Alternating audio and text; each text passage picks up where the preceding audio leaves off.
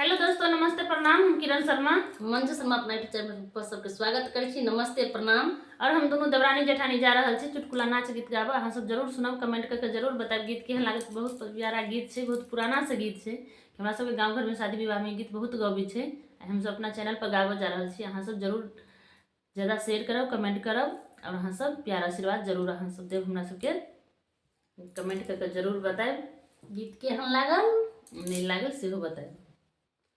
नंदी नाथिया गरैया जोरिया में, नंदी नाथिया गरैया जोरिया में, चोरबा चोरी करैया नारिया में, चोरबा चोरी करैया नारिया में, नंदी चोरबा